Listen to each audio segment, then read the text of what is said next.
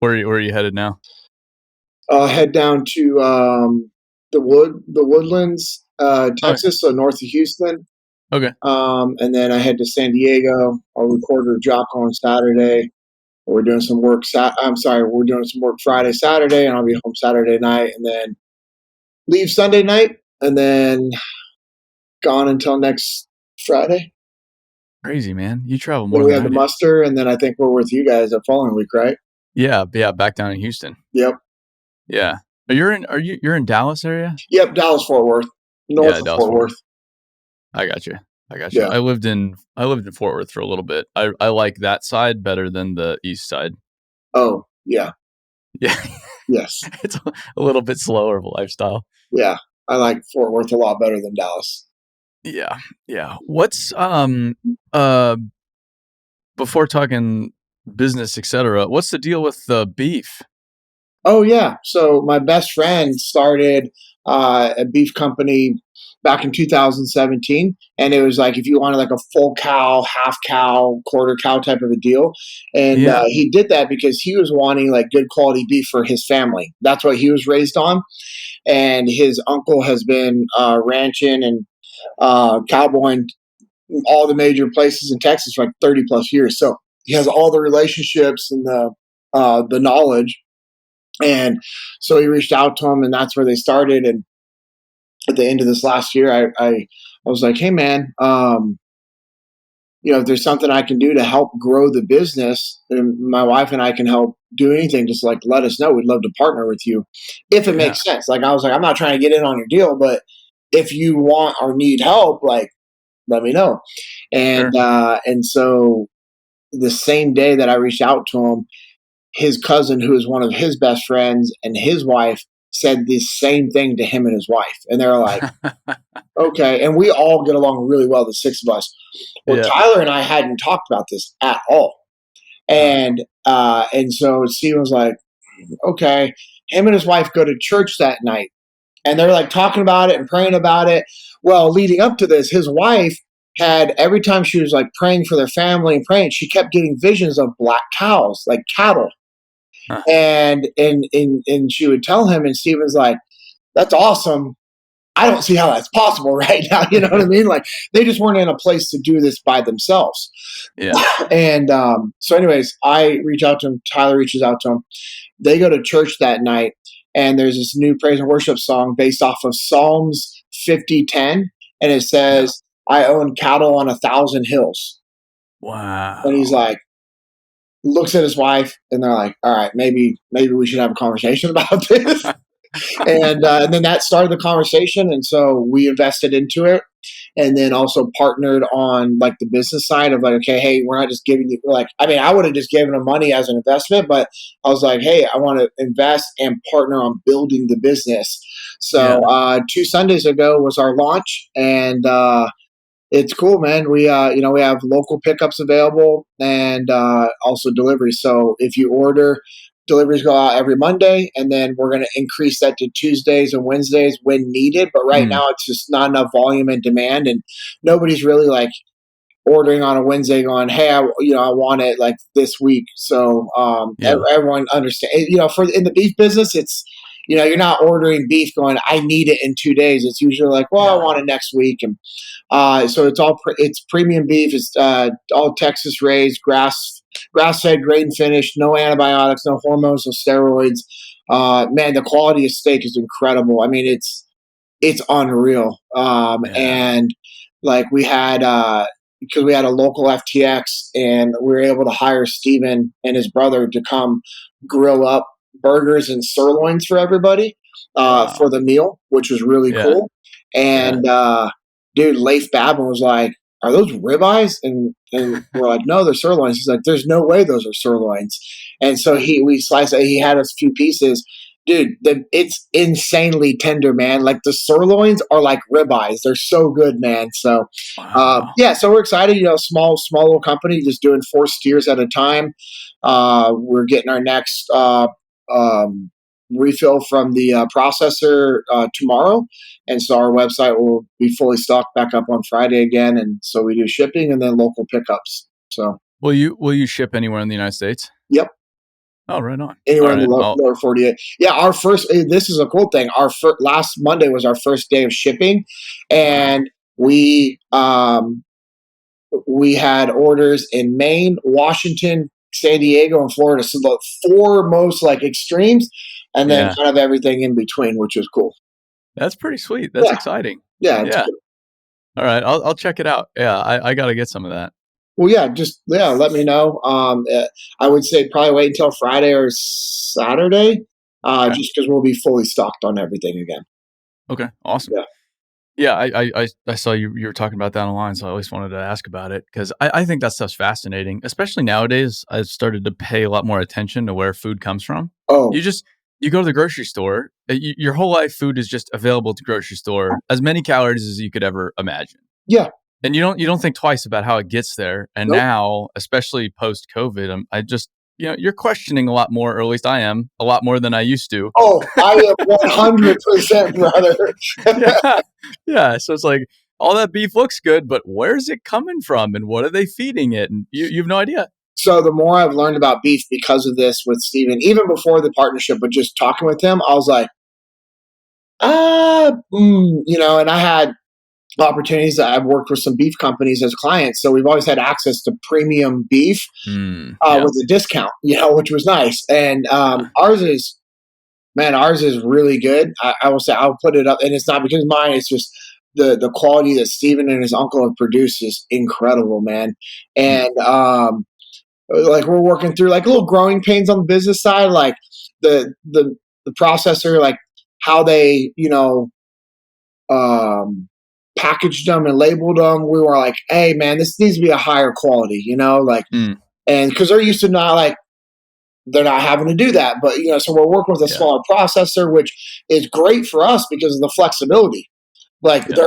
they're able to work with us. Every other processor, bro, they're having people bring in semi trucks full of cows, and we're like, we can't compete with that. We're bringing four, Sure. like we're bringing Yeah. four at a time, and Yeah. so we're at this stage, which is cool. Like as you know, in business, you're at those beginning stages, but there's like a lot of little things that we're like, no, this has got to change. This has got to change, and which is cool because they were like, all right, hey, we want to work with you. We want to grow, and Steven shared with him our numbers from the first 2 weeks, and the guy was like, that's unheard of.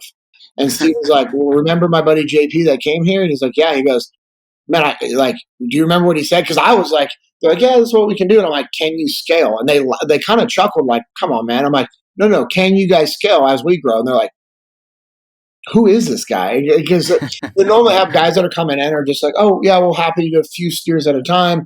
And Yeah. I'm like, initially, I'm like, cool, I know we're doing four, but if we do this the right way and God blesses our business, man, we're gonna need like you guys are gonna need to be able to scale.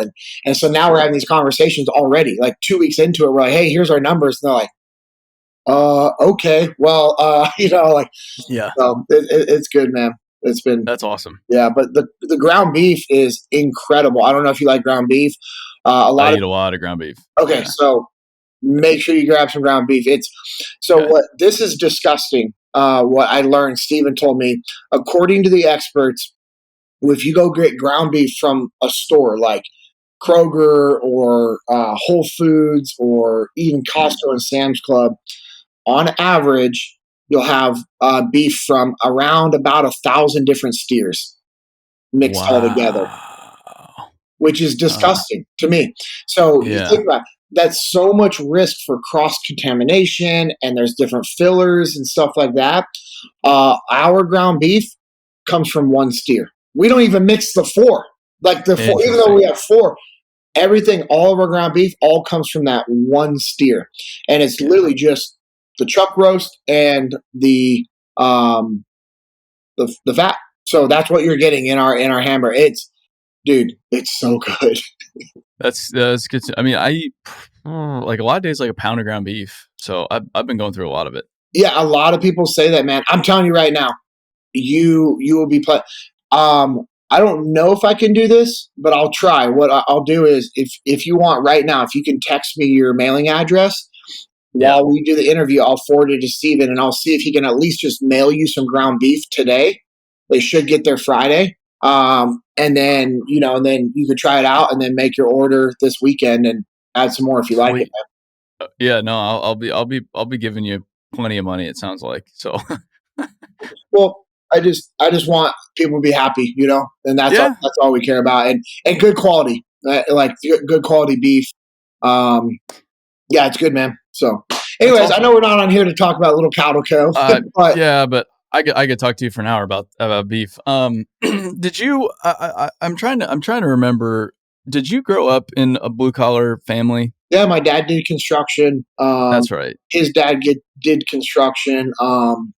His whole life. Like he was an old farmer from Nebraska and joined the Navy when he was 16 years old to fight in World War II, and then did his 4 years, got out, went to went out to California, and did different jobs and did construction his whole life. And my dad did construction, and I grew up doing construction and going to job sites with my dad and doing all that stuff. So as you were getting into high school, was construction in the picture, or Yeah. how was that? Yeah, Yeah. oh yeah. I mean, I love the smell of fresh cut lumber. I Yeah. love the smell of nails, like nails in a leather tool bag. Yeah. Having a nice framing hammer like hanging on off your side, and the chalk and the chalk lines and the square and the pen. Like cutting your pencil with your knife. Like I just grew up around that with my dad doing that, and I did that in elementary school. I'll try to find a picture that my mom sent, and it's me when I'm like 5 or 6 years old, and I'm helping my dad in the backyard take shingles off the house, and I have a tool bag on, and I have a hammer, and I'm like literally just pulling stuff out of the side of the house. Yeah. And learn how to use a cat's paw at a very young age, and just doing all those things that most people, you give it to them now and they're like, what is this weapon? You're like, no, it's a cat's paw. Like, Yeah. like Yeah. get those nails out. And so I grew up around that and did it, elementary school, junior high, high school with my dad. And I used to say all the time to him and my grandpa, like, I want to do construction like you guys. And both of them were Mm, like, no, you need to do something else, because construction, as you know, is very hard on the body. And, you're in that world, and I'm talking like my grandfather and my dad framing houses 10, 12, 14 hours straight a day. And back then, you got paid off of piecework, meaning that like the work that you did, you got paid. So they're hustling. mm, It ain't like most job sites now where you're paying guys their hourly rate and they're just like, it's like, no, you got paid off of what you did, yeah. which I think is a great idea, Sure. because you get your eyes hustling, but also there's a quality aspect to it. And so they were able to balance the quality and make sure the guys weren't like cutting corners to get jobs done early.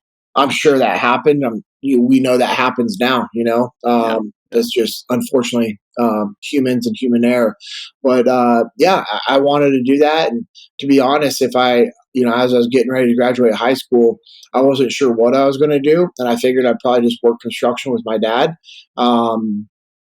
We had a family cafe because my dad also was a phenomenal cook, still is phenomenal Mhm. cook, and so we had a family cafe when I was in high school, my last couple of years of high school, and so my dad was doing that, and he had some other, he had side jobs here and there when he could pick them up, and he would do that, and I was graduating high school and I didn't know what I was going to do. And, I told my dad I was going to be a whitewater rafting guide and live on the river, because I was like, yeah, it sounds like a good idea. Like, I mean, I'm 40 and it sounds like a good idea now. It wouldn't be a bad, like I just kind of Yeah. disconnect from everything.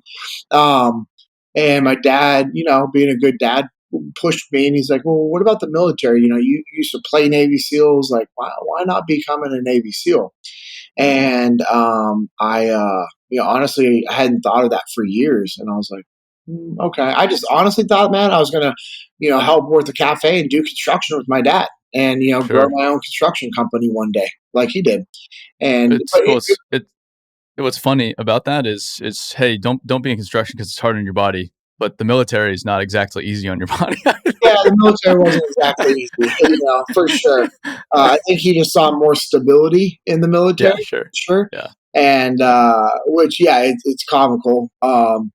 Especially like the wear and tear I've had over the years from the SEAL teams. But man, I really loved being out on job sites with my dad, my grandpa, my uncle also did construction. My brother did it as well.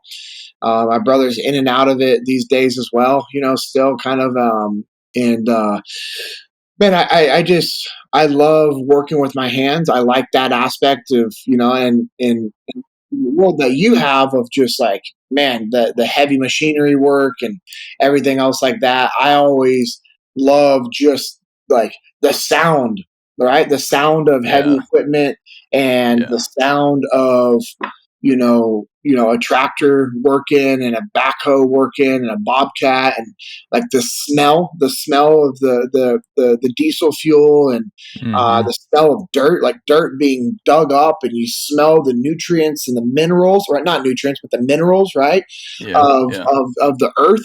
I always loved that. I just always, I loved all of that, and so. Um, I remember when we first found out about your company and we were going to be working together. I was all fired up, man. I was like, dude, let's go. And I've been able to work with a lot of construction companies over the years, and a Sure. lot of construction companies, man, they understand these principles of extreme ownership because Yeah. it just makes sense. I mean, these aren't revolutionary. These aren't anything that you've never heard of, Mm. and I think the way Jocko and Leif formulated them in extreme ownership is phenomenal. And I know that reading Extreme Ownership changed my life. I read it before I was a part of the team at Echelon Front, and being able to implement these principles has been a game changer for me. And I know a lot of construction companies that have really been able to change the culture of their organization, um, around these principles. And culture is the ultimate form of decentralized command. So if you want your people doing the right thing, you've got to empower them to take ownership. You have to allow them to take ownership. And when your people start taking ownership and they know what to do and what not to do, and you've empowered them with decision making capabilities, um, to go out there and execute, like, that's when things really start moving for an organization. And we get away from the centralized command that some constructions have, because they feel like they have to be super controlling, because that's the only way to make sure that nobody gets hurt. That's the only way to make sure that we stay within budget, we get the job done on time. And in actuality, that is true if you're going to stay small. But if you want to Mhm. grow and scale your business, you have to step back, you have to let go, and you have to teach your people how to think, not what to think. You have to teach them how to think and how to work through those different processes and the SOPs that you have put in place, and for them to be able to look at a job site and assess and evaluate and say, okay, hey, this is what I need to be doing. Critical thinking skills. Teach your people how to think. And that's what extreme ownership does. Because when I drive ownership to you, Aaron, and you work for me and you're saying, hey, JP, what do you think I should do? And my default response is, what do you want to do, Aaron? How do you want to get this job done? Well, this Mhm. is what we need to be doing, and this is why we're doing the job this way. How do you want to get it done? And when Yeah. I push it back to you by asking you how, it gives you ownership, and it forces Mhm. you to think, because you also might be sitting there going, I don't know, like, that's why I'm coming to you, JP. And I just would push it back and say, well, I understand that, Aaron, but man, I know you're smart, you're a hard worker, you understand the mission, you know what we're trying to accomplish here. Um, if you couldn't get a hold of me and you knew you had to execute on this task, how would you get it done? And yes, does this take more time initially? For sure. But Mhm. I'll do this all day long to get it to the point where on the back end, you have something pop up and you're like, cool, boom, execute, right? As long as you're thinking through things instead of going, hey JP, hey JP, hey JP. Like, I don't need that, because I'm trying to be strategic and be looking up and out like a leader should be. And that's what extreme ownership allows you to do, is it gives you as a leader, more freedom to think strategically, and it also gives you as a leader the ability to empower your people to help them grow and instill belief into them. Your background on the subject is really interesting because you were practicing extreme ownership. You were involved in extreme ownership before the book ever existed. Oh yeah. Because you're quite literally part of a huge part of the book, that and the examples they write in that book, which I think is fascinating. So you were there, and we don't have to go all the way into it, but how long did you spend in the military? You were there Uh, quite a while. I mean, it was just under 12 years. 12 years. Yeah, Okay. Yeah, but you learned these principles alongside Jocko in life yeah. I was in 22 years combat old. scenarios. Yeah, 22. I turned 22 the month before I met Jocko. I was overseas on my first deployment, turned 22 years old, came home in April, and met Jocko. So my birthday is in March, St. Patrick's Day, right? So March Yeah. 17th, St. Patrick's Day. Turned 22 overseas. April, we come home, and then I meet Jocko in April. Then Wow. he comes up I didn't and know. takes over as our task unit commander. Okay. And so Jocko, he was essentially the boss, your boss at the end of the day. Yep. So the task unit commander was the boss. He was in charge of that task unit. You had two platoons in our task unit. You had Charlie platoon, which was Leif Babin, who was the officer in charge.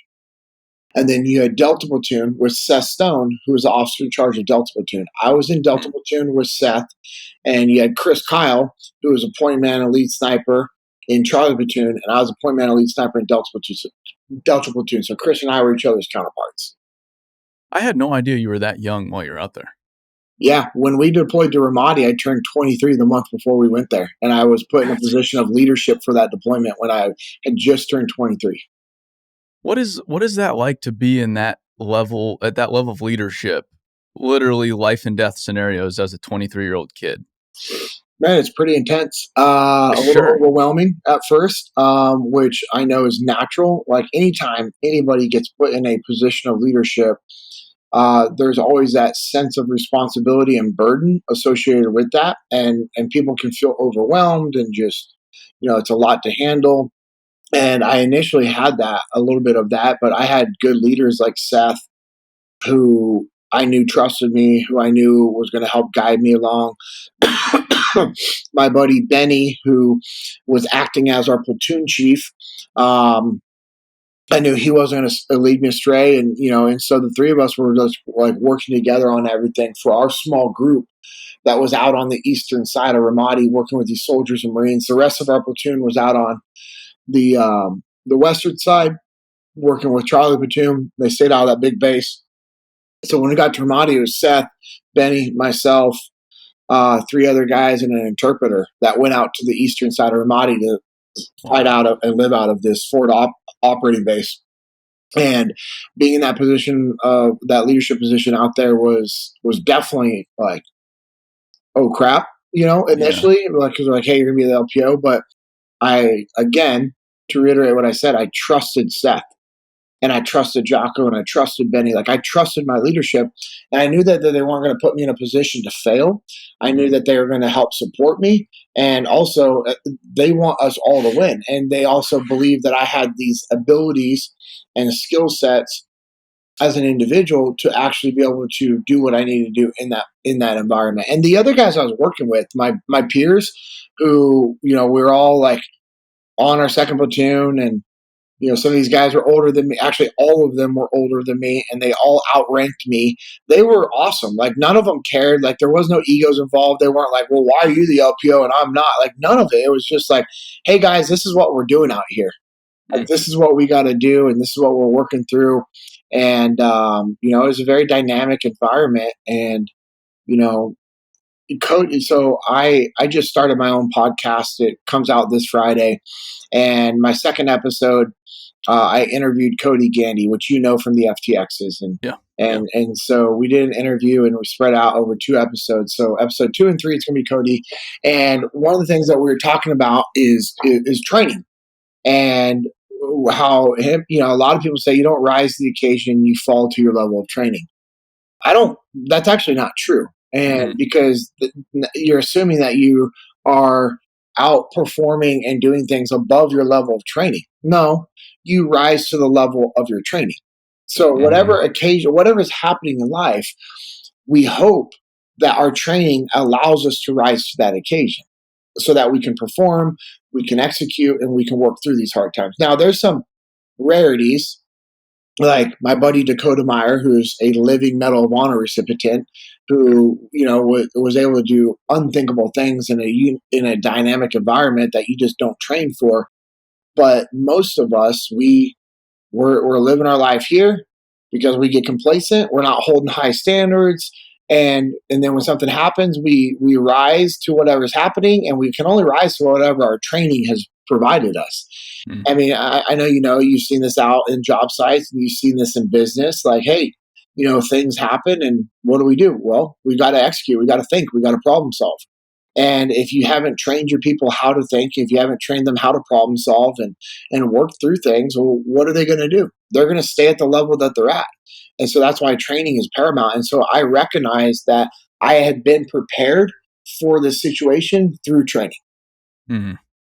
What there's a lot of contractors out there right now, though, that we're too busy because there's this workforce pressure that's getting applied to them at one end, greater and greater and greater as these retirements accelerate. It's a real problem.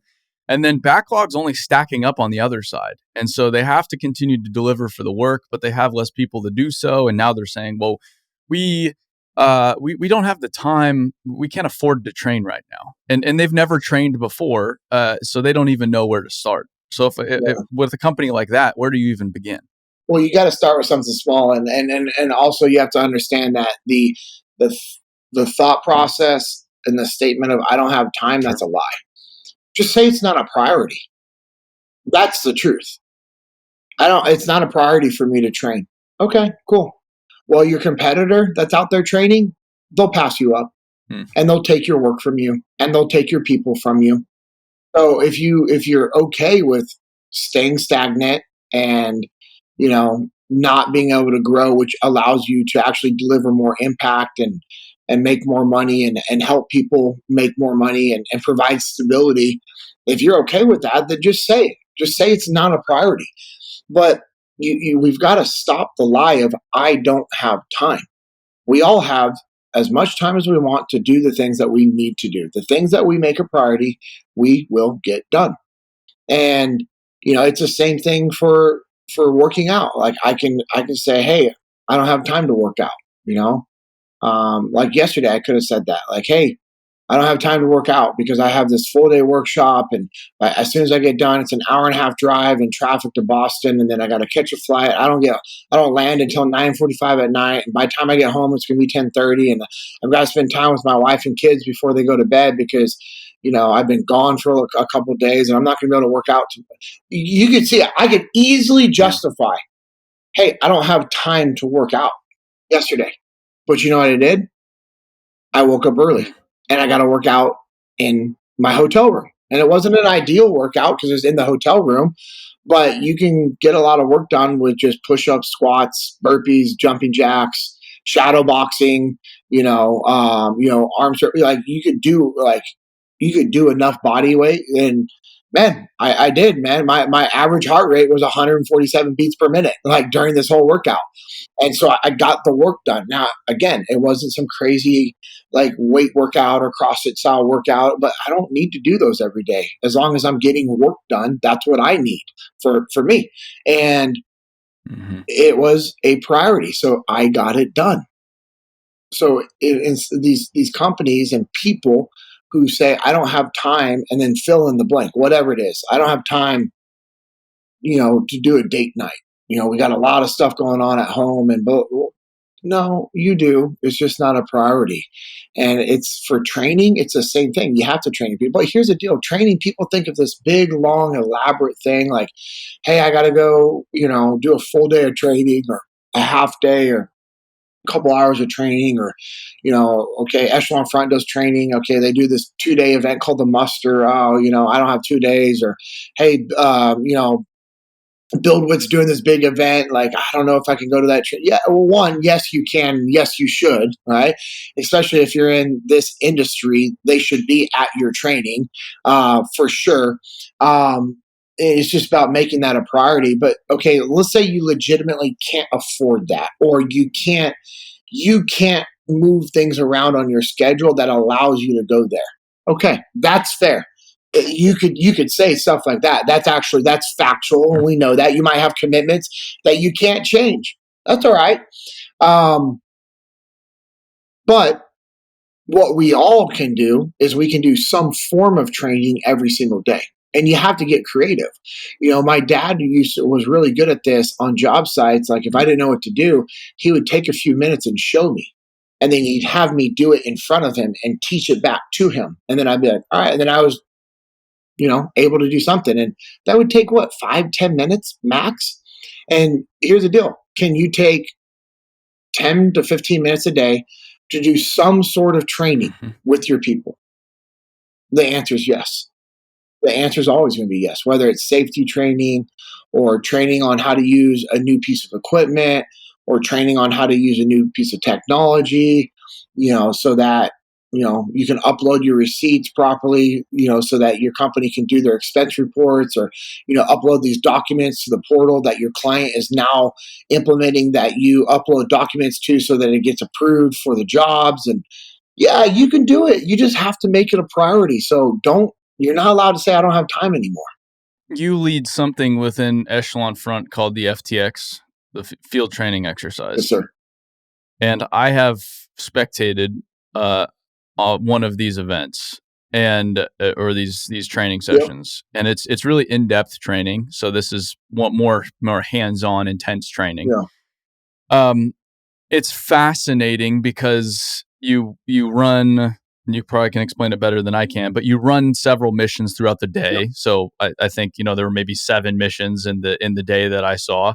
And the first mission is complete chaos, and is a lot of fun to watch because you just have you've no idea what's happening, and everybody's just kind of they go in there, they're exposed to pressure and stress, and then they just they just go all over the place, run around. There's Yeah. no strategy, and then by the end, the team, it looks really good. Everybody's communicating effectively. You can see the strategy unfolding right in front of you. Can you walk people through some of the principles, those simple principles you're teaching in a day like that, and why they're important? Yeah. So the field training exercises that we run that you're talking about, we call the FTX or the leadership lab. What we do, the reason why we do that is to allow people to see and feel the leadership principles that we teach at Echelon Front real time. So you're going to feel the laws of combat. You're going to see voids of leadership. You're going to feel voids of leadership. And one of the things, Aaron, that you said that was it's very critical for success is communication. You said when they start communicating and they're working together, things start to come together at the end of the day. And that's what is the difference. That's the difference. And at the beginning of the day, the reason why guys and gals are failing and having a hard time conducting these missions and performing and actually winning is because nobody's actually talking together. Nobody's communicating in a simple, clear, and concise manner. Nobody's listening to the insight and input from their other teammates. They're violating cover and move, which is our first law of combat. There's no teamwork going on. There's all these little silos and people creating the plan by themselves. And then, all right, hey guys, this is what we're doing. And this is how you're going to do it. And there's no decentralized command of saying, hey guys, this is what we have going on. This is why we need to go do this capture kill mission. This is who we're looking for. Mm-hmm. Squad leaders, let me know what you want to do. Like there's none of that. And then when things shift and change out there in the mission, which they will, they always do. And that represents life because life is very dynamic. There's a lot of different priorities happening. When those things happen, people freeze. They don't know what to do. They don't know what to think. They don't know how to think through these situations because of the stress. Stress is a beautiful thing. It induces stress helps bring out, induced stress helps bring out who we are, good and bad. And it allows us to grow as individuals, and it allows us to see our strengths so that we can keep doing those things, and allows us to see our weaknesses so that we can change and fix those things. And that's what people get from the FTX, the field training exercise that we run. It's a hands-on scenario-based leadership training that allows people to work through problems real time, that allows them to understand these principles, feel the principles, and implement the principles real time. And that's the big thing, Aaron. Like, knowledge is not power. I'm sure you know a Hmm. lot of smart people. I know a lot of smart people. I'm sure between the two of us, we know a lot of really smart people that don't do anything with that knowledge. So knowledge isn't power. It's the application of knowledge that makes you powerful, that gives you power to actually provide value to the people around you so that you can help people grow and expand who they are. Like that's the goal of a leader. That's what makes you a leader. It's not your title. It's your ability to influence the people around you so that they believe in themselves, they believe in the mission, they understand the mission, and they can go out there and take action. That's what leadership is.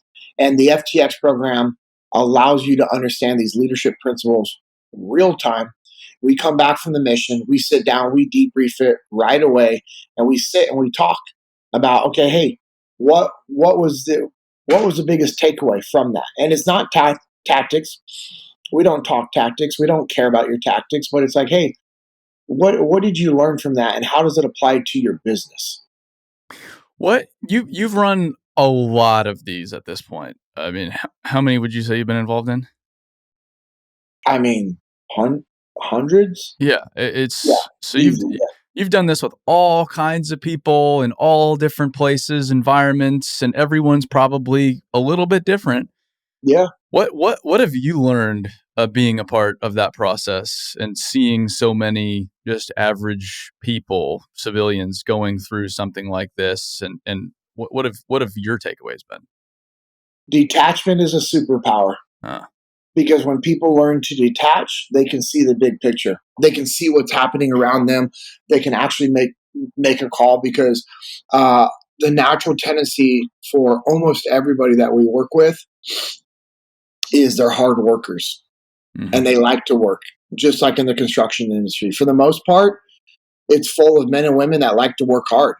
Like you don't go into the construction industry going, man, I'm gonna get this easy job. No, now are there some? Yeah, but for the most part, we know men and women in the construction industry they're going there for that, because they're okay with the hard work. They're fine with it. They work hard. That's just what they do. Sure. And so what I've seen is since people have these characteristics of being a hard worker, they have a really hard time not doing the work when they're in a leadership position. Meaning, so when they're out there patrolling with their team and they have a weapon and they get sucked into like shooting their gun the whole time, but they're in a leadership position, what should they be doing? They should actually be leading. So yeah, there's a time and place, proximity to threat. Hey, if there's work to do, yeah, you got to do it initially, but your goal as a leader is to step back and not be doing the actual work so that you can think, you can process what's happening, and you can lead, you can guide your people. And then you teach them how to do the same thing. And that's the biggest thing is that we see in these FTXs, Aaron, is people don't have the ability to detach. They get sucked into doing the work, and they're just sitting there shooting their gun the whole time, and nobody's doing anything because guess what they're waiting for? They're waiting for some leadership, some direction. Hmm. And a lot of people don't get off the gun that are in non-leadership positions, which is equally important. Is if I'm just a gunner, if I'm just a shooter, right, with my group, and I'm just shooting my gun the whole time, but I'm never looking around and seeing what's going on and seeing if there's a void of leadership and like, hey, why are we still sitting here? Why aren't we falling back to that building? Why are we not taking the high ground?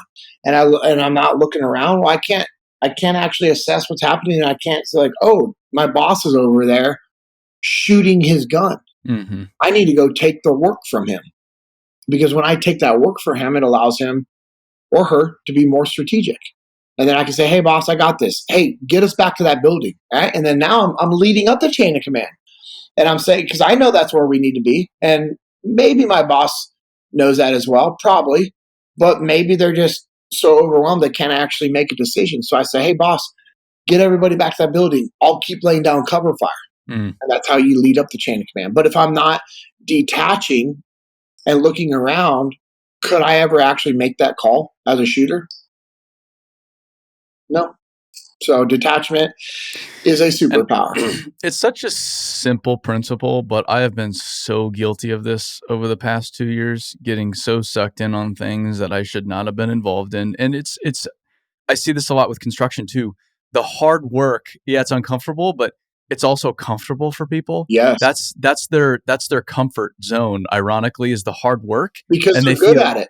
they're good at it. Yeah. Yeah. And they feel like they're doing something. And when they're not doing something, they have this guilt. Then at least I've felt this guilt where everybody around me is working, busting their asses. And I'm sitting around here thinking, like, who am I?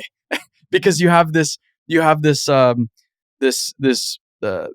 this thought that leaders always need to be in the front. You need to be out leading the charge, doing the work before everybody. Yeah, that's a lie.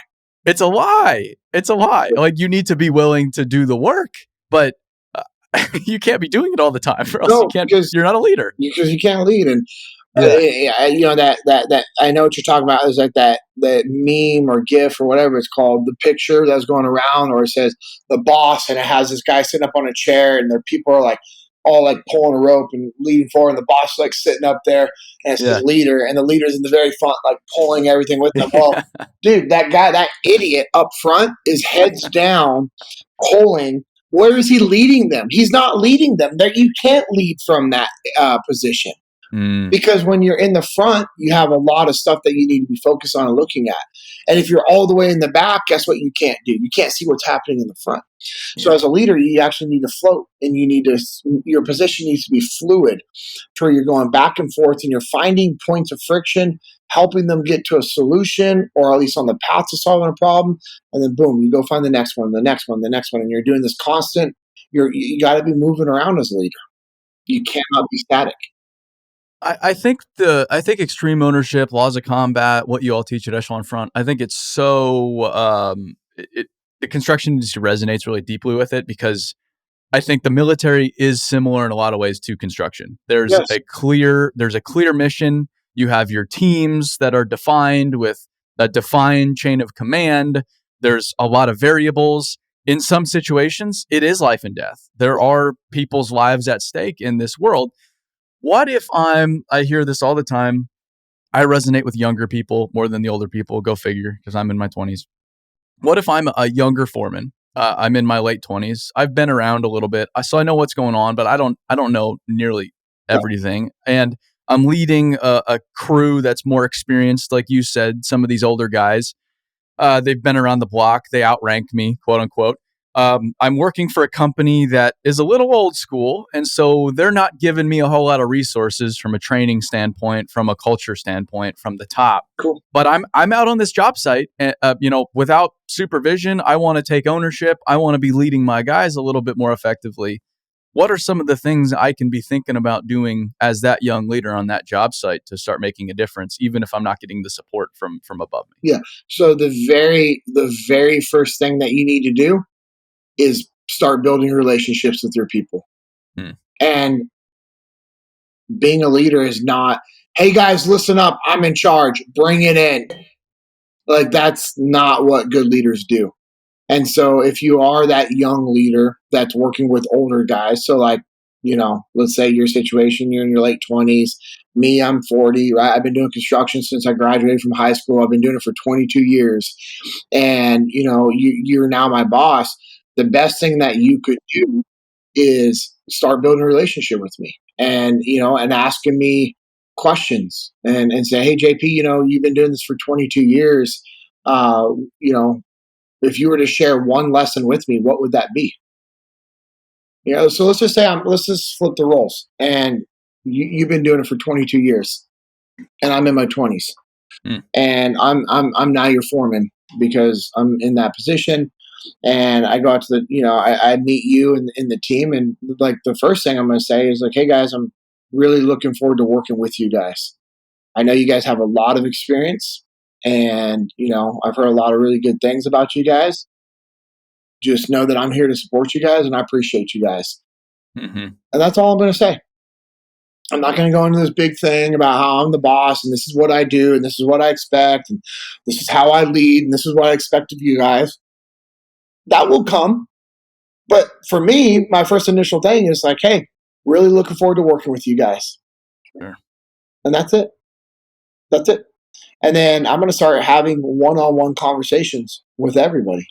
And I'm going to pull you aside and say, hey, Aaron, do you have 5 minutes I could chat with you? I just had a few questions, want to get to know you a little bit better, and I want to learn from you. And I'm gonna say, hey, you've been doing this for 20 something years, and that's incredible. Uh, Thinking back over the 22 years, like if you were to share like one major lesson with me, what would it be?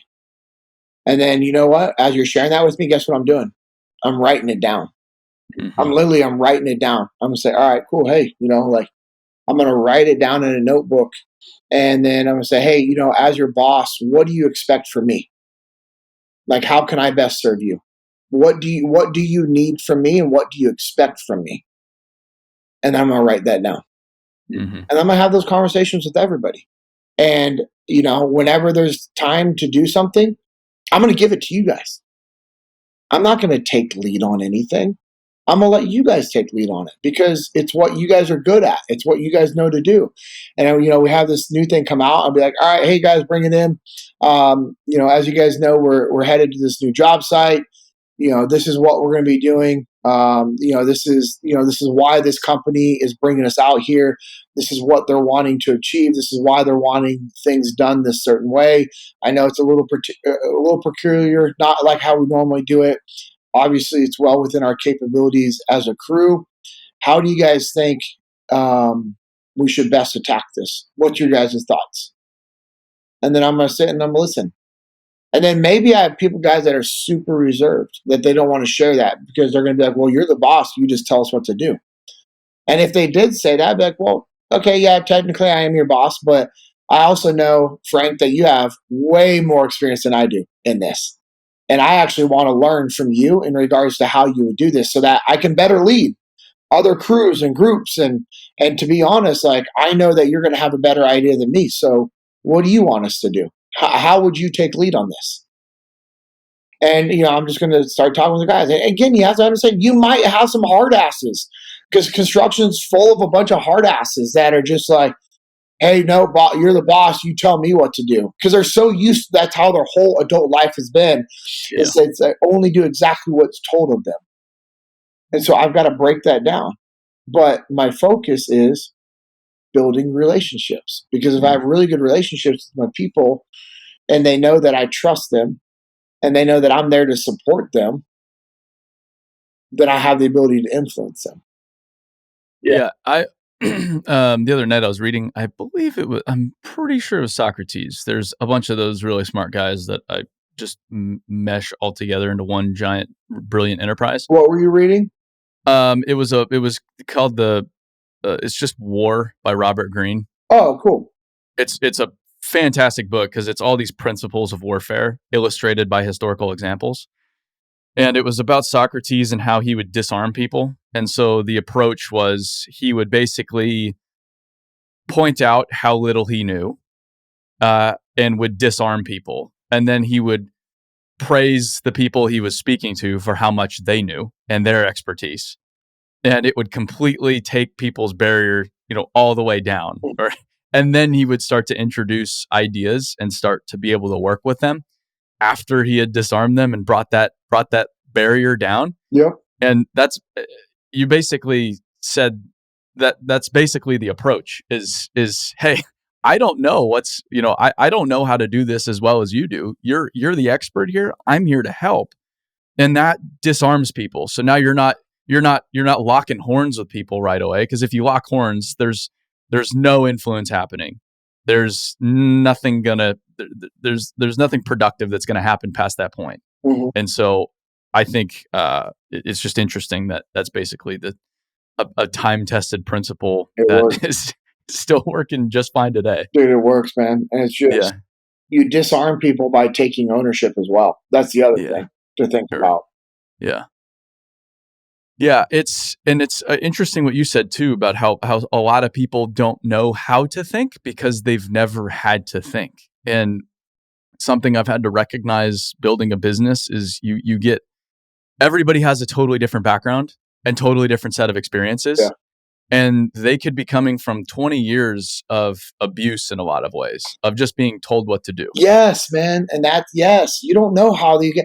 And here's the deal. Most adults, unfortunately, and fortunately, however you want to look at that, are able to take that abuse from bad leaders because they're like, hey, man, Yeah, I hate my boss, but I make a good living Sure. and I've got to provide for my family. Dude, I have a wife and 3 kids. I will endure anything for them, anything. Hmm.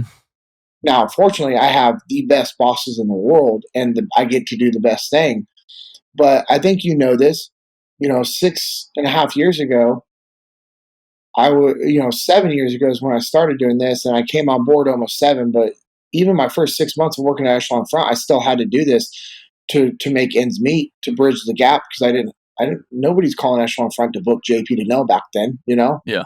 So I didn't have a lot of work. I was delivering pizzas, bro, to make ends meet for my family. I was going door to door in neighborhoods and asking people and knocking on their doors and asking them if they wanted their address spray painted on the curb in front of their house so that Uh-huh. first responders could easily see that so that I could make $20 a pop. Mm. And then I was doing construction with my buddy up in Nashville. I would drive from South Haven, Mississippi early. I'd get up at like 3:30 in the morning on Wednesday, drive to Nashville, meet up with him, work all day, sleep in his attic, work all day Thursday, sleep in the attic, work all day Friday, drive back, see my wife and kids for like an hour maybe, and then go deliver pizzas until 1 in the morning. And then I would stay there for an extra hour to clean up the kitchen and help clean. Man, I was at one point the most highly decorated E5 in the SEAL teams, and now I'm cleaning out clogged up drains at a pizza place because these idiot 18-year-olds don't know to throw the food in the trash before you put the food in the sink. And there's not a Mm. garbage disposal, and they're literally just shoving stuff down the drain, and you're like, you're an idiot. You're an absolute idiot. But I'm in my 30s, like up to my elbow in dirty, nasty sink water trying to clear out the drain. And it's like, I'm doing that because I got to make money for my family, man. Like, there's Yeah. nothing I won't do for my family. And so there are people that will stay in hostile, toxic work environments because it's a way for them to provide for their family. And now they might be working for you and they've never seen a good boss. So when they're hesitant to believe you and trust you and build a relationship with you, that's okay. Hmm. It's your job as a leader to break down those barriers and to build that relationship. Yeah. Yeah, and I've learned too. Yeah, you can't take it personally. If you're a foreman, Yeah. you have no relationship with this person, but they still take their relationship with prior foreman and project that onto you. Yep. And it's easy to take that personally. Like, why don't they trust me? I've never done anything wrong to them. And then you get bent out of shape about it. Well, you know what? I'm not going to trust them because they don't trust me. And it's so easy to spiral very quickly if you don't recognize that, wait a minute, this actually has nothing to do with me. And I need to go put myself over there because this is doing me no good. Which is funny you say that because that's our ego getting in the way. Yeah. Until you can realize, like, hey, well, hold on, this has nothing to do with you. Nothing to do with you. Chill, relax. Like, quit letting your ego get in the way and think this is about you. It's not about you. Yeah. When it comes to leadership, what have you struggled with most? Um, well, detachment, right? Uh, Because detachment's difficult. And for me, one that was always hard for me was, and still to this day, is decentralized command. I don't like giving up stuff, not because I don't trust them, but because I like doing the work. sure. I like being with my guys and doing the work. And when I was in the military, I was always the youngest and most junior ranking guy. So it was always coming from the top down. Hey, and I was just doing the work, and I'd like, yep, yep, yep, yep, and I'd take all the work on. I'd take stuff off my boss's plate. And so for me, the biggest struggle I've had, and especially with at Echelon Front, is I built out the FTX program. That was my baby, created it. You know, built up Cody to where he could take that position in that spot from me easily, like no brainer. And he's made it better than when I had it. And so for me, it's just like stepping back and just being like, "Hey, man, you got this." Mm. And again, it wasn't ever because I didn't trust Cody. I trust Cody. He's super squared away and he's good. And um, man, he's really good. And he's really smart. It was just because I like doing the work, and I've had to reframe my brain to doing a different type of work. With all of the work you do, because you still do a lot of work and you still, as you were saying, you travel a lot, you're away from home a lot, you're going all the time. And now you're involved in this other business, you're doing a podcast. Like, Yeah. dude, you've got a lot going on. And you also have a family. Yep.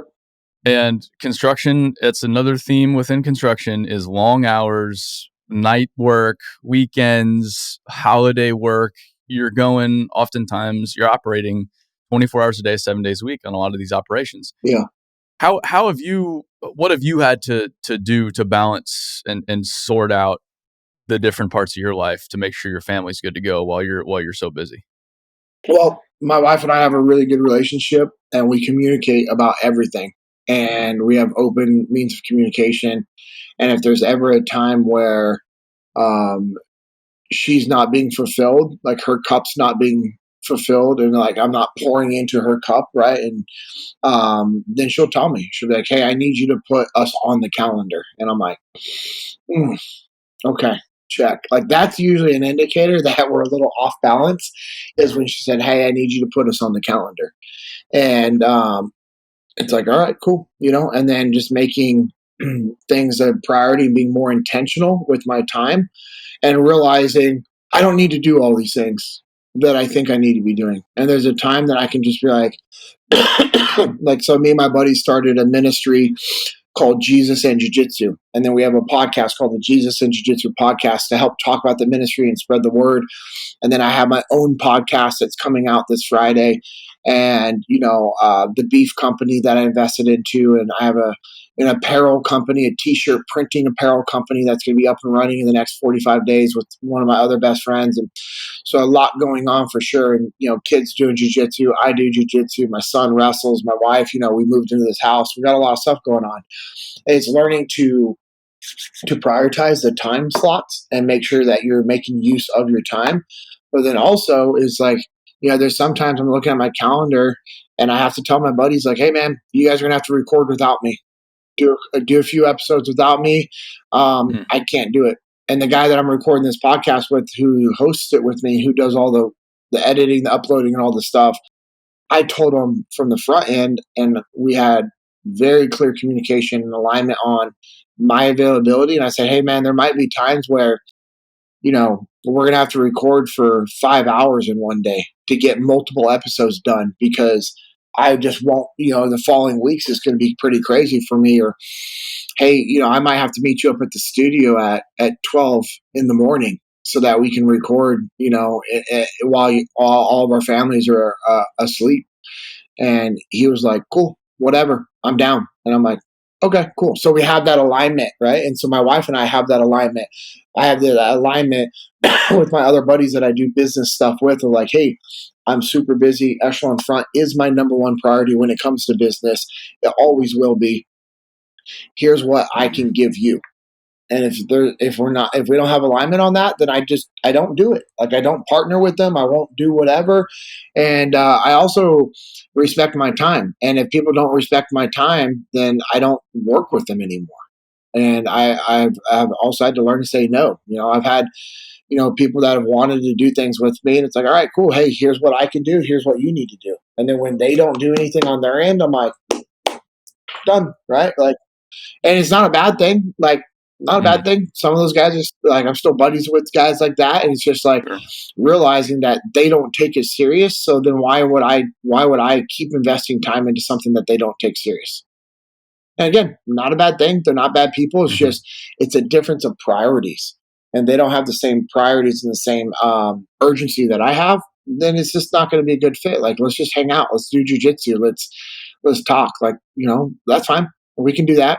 But with my family, going back to this again to reiterate this, my wife and I have alignment. We're on the same page. She's very strong. She's very supportive, and she has no problem telling me like, "Hey, I need a little more. I need a little more JP time. I need you. I need you around this weekend. Sure. Hey, as a family, I'd like for us to go do this." And I'm like, "Cool." But then also as a family, we get to go do cool stuff. My family also understands what pays for those cool things. It's hard work, like Hmm. As a family, we go to Maine Yeah. and we go to California to visit my family, and they come to musters with me, and like I pay for, what I mean? Like, so they get to do these things, and they understand where that comes from. How are you approaching leadership with your kids? How are you teaching them leadership and these principles? Because is it a similar It's approach? literally the same way. Yeah, Now, just understanding that how you communicate is going to be slightly different because you're sure. talking to kids, but the principles are the same, man. Like the principles, they're universal. Doesn't matter who you are, what you do, how old you are. The principles are universal.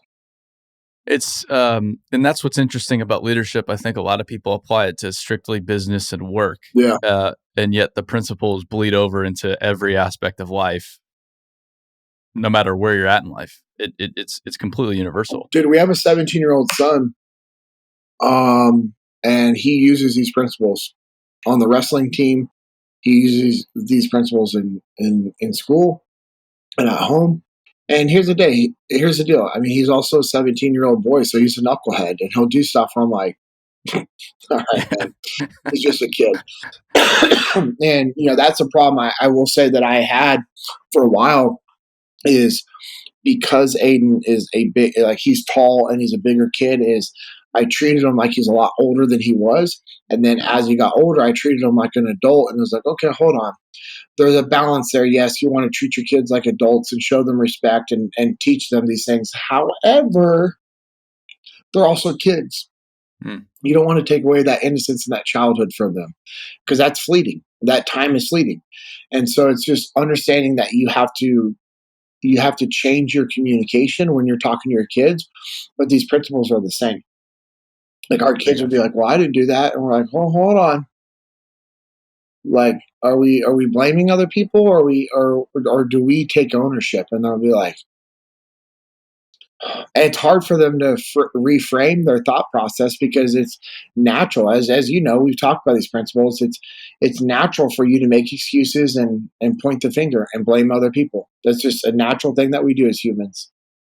And it's really hard for you to sit there and be like, hey, you know what?